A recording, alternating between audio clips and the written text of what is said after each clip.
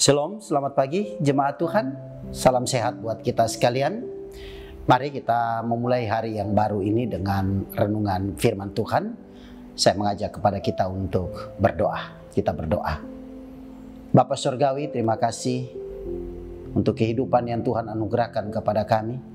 Kami akan menjalaninya dan kami mau menjadikan firman Tuhan sebagai pedoman, menjadi dasar di dalam kami melangkahkan kaki kami.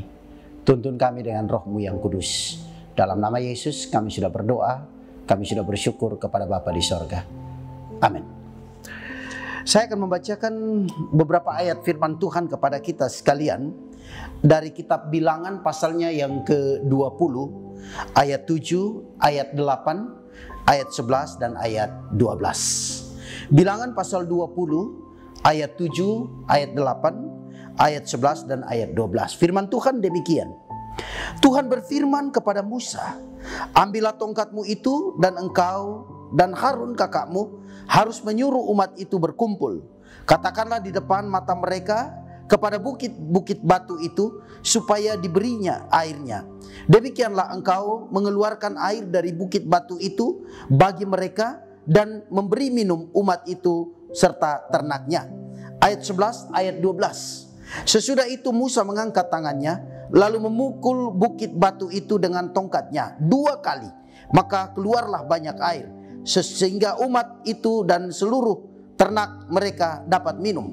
Ayat 12. Tetapi Tuhan berfirman kepada Musa dan Harun, karena kamu tidak percaya kepadaku dan tidak menghormati kekudusanku di depan mata orang Israel, itulah sebabnya kamu tidak akan membawa jemaat ini masuk ke negeri yang akan kuberikan kepada mereka. Bapak Ibu Saudara, bagian firman Tuhan ini bercerita tentang Musa dan bangsa Israel yang keluar dari tanah Mesir menuju ke tanah perjanjian. Bagian ini mengisahkan tentang kondisi keadaan yang terjadi di mana bangsa ini tidak ada air untuk diminum.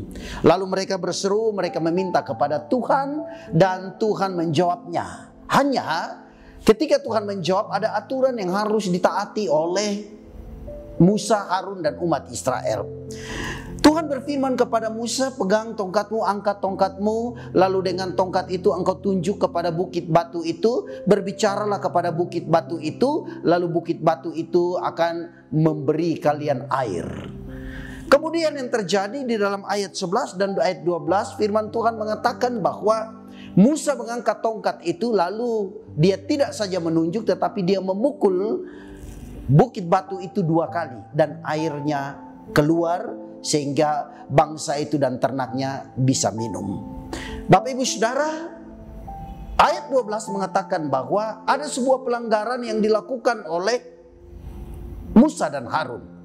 Tuhan menyuruh mereka untuk menunjuk, tetapi yang dilakukan oleh Musa adalah dia memukul. Sehingga pada akhirnya akibatnya adalah Musa tidak diperkenankan untuk masuk ke tanah perjanjian.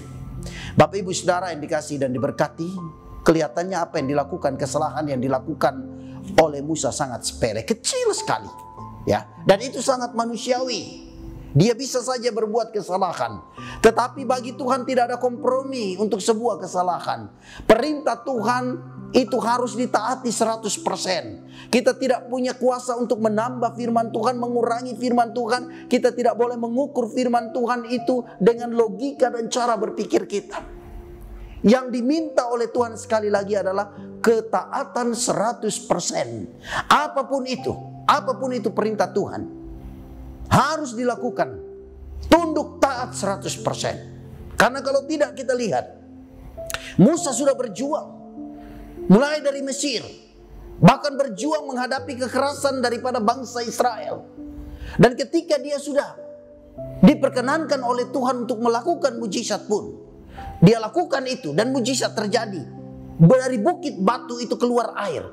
Tetapi karena ada sebuah proses, cara yang dilakukan oleh Musa yang bertentangan dengan perintah Tuhan, dampaknya adalah Musa tidak diperkenankan untuk masuk ke tanah perjanjian.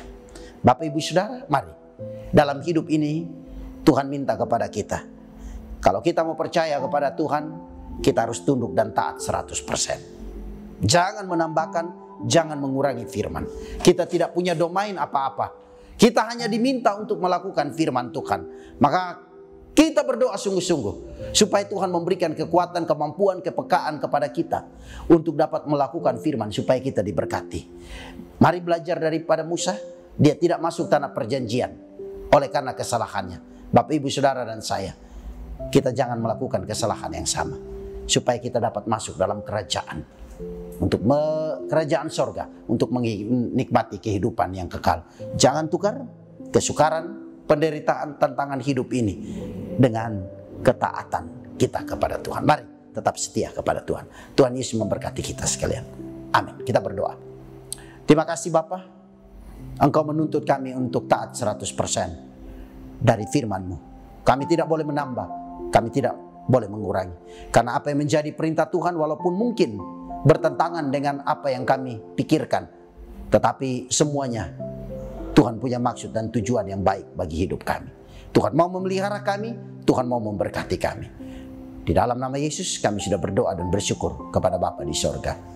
Amin.